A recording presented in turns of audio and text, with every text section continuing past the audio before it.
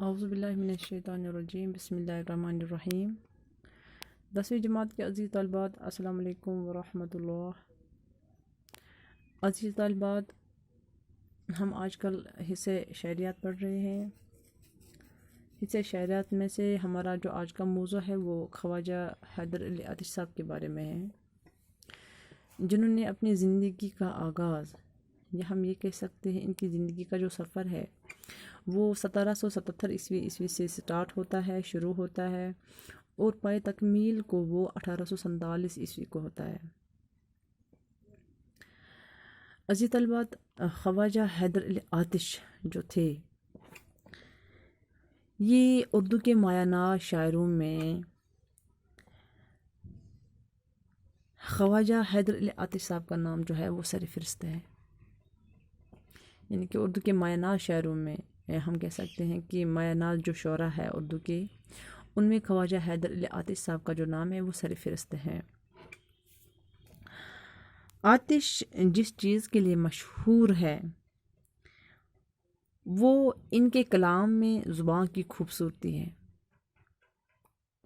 اس چیز سے یہ حد سے زیادہ مشہور ہوئے، اور اسی کی وجہ سے یہ اردو کے مایہ ناز شاعروں کے صف میں کھڑے ہوئے۔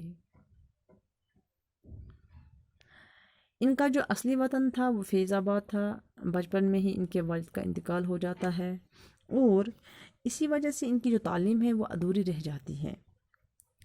اپنی شاعرانہ صلاحیت کی بنا پر نواب محمد تقی خان صاحب کے دربار تک پہنچے اور ان کے ساتھ لکھنؤ آ گئے، اور اس کے بعد یہیں پر ان کا انتقال ہو جاتا ہے، لکھنؤ میں ہی ان کا انتقال ہو جاتا ہے۔ ان کی آتش کا جو مزاج تھا وہ فقیرانہ تھا۔ آتش ان کا جو یہ فقیرانہ مزاج تھا، یہ فقیرانہ انداز جو ہے آتش صاحب کا، وہ عمر کے ساتھ ہی ڈلتا گیا، عمر کے ساتھ ساتھ وہ بڑھتا گیا۔ ان کی زندگی تنگ ترشی میں بسر ہوئی، لیکن انہوں نے کسی کے سامنے ہاتھ نہیں پھیلایا۔ خواجہ حیدر علی آتش صاحب جو تھے وہ آخری عمر میں ان کی بینائی بھی جو ہے وہ چلے گئے، یعنی کہ وہ آنکھوں کی روشنی سے محروم ہو گئے اور اپنے مکان میں ہی بند ہو گئے۔ جب یہ اپنے مکان میں ہی بند رہ گئے، البتہ ان کے جو شاگردوں کا آنا جانا تھا وہ لگاتار رہا، اور شاعری جو ہے وہی ان کی زندگی تھی۔ انہوں نے 1747 عیسوی میں، یعنی کہ 70 سال کی عمر میں انہوں نے لکھنؤ میں انتقال کیا، خواجہ حیدر علی آتش صاحب نے۔ ان کے مزاج میں جو قلندرانہ شان تھی وہ ان کی شاعری میں بھی نظر آتی ہے۔ آتش صاحب کا لہجہ جو تھا وہ بلند آہنگ ہے۔ آتش کے ساتھ ناسک کا نام بھی آتا ہے۔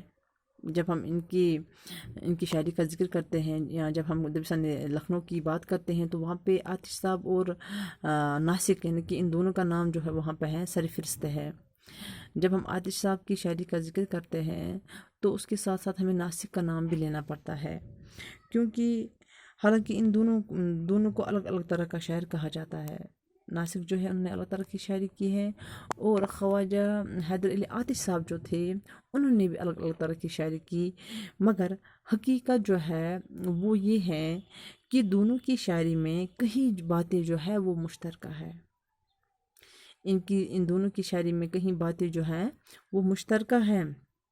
دونوں نے ایک دوسرے کا اثر قبول کیا، دونوں نے، یعنی کہ کہیں پر آتش جو ہے وہ کہیں پر آتش نے ناسک سے سبقت حاصل کی، اور کہیں پر ناسک نے آتش سے سبقت حاصل لی۔ ناسک کے یہاں نئی باتوں کی تلاش، یعنی خیال بندی اور مضمون آفرینی جو ہے وہ بکثرت ہے۔ تھوڑی سی ہنسی مذاق کا بھی انداز ہے، اور آتش کے یہاں عشقیہ اور صوفیانہ معاملات ناسک کے مقابلے میں زیادہ بہتر طریقے سے نظم ہوئے ہیں۔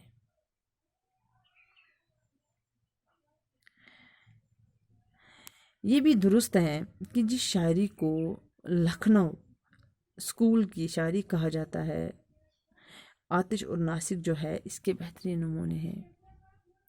یعنی کہ دبستان لکھنؤ میں جو شاعری انہوں نے کی، ان کے لیے یہ دو شعراء حضرات جو تھے وہ بہت ہی، ان کی جو مثال ہے وہ وہاں پہ بہت ہی عمدہ مثال ہے۔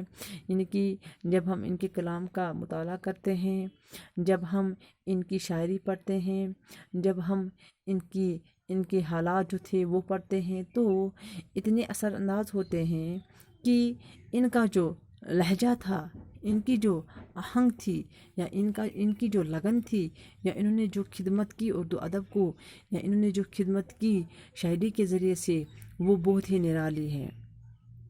جیسا کہ میں پہلے بھی کہہ چکی ہوں کہ خواجہ حیدر علی آتش صاحب جو تھے، یعنی کہ وہ ان کا جو نام تھا وہ سرفہرست تھا اردو کے مایہ ناز شاعروں میں سے۔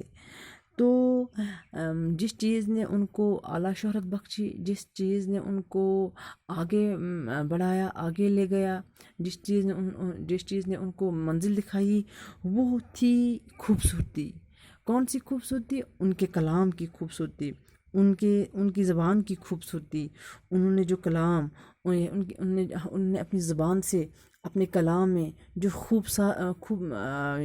جو خوبصورت انداز پیش کیا، جو خوبصورتی کے ساتھ جب انہوں نے اپنا کلام سنایا، خوبصورتی کے ساتھ ان کے زبان کی جو خوبصورتی تھی، جس زبان سے ان کا کلام ادا ہوتا تھا، وہ بہت ہی نرالا تھا۔ اور انہوں نے ہی خواجہ حیدر علی آتش کو اردو کے مایہ ناز شاعروں میں جگہ دی۔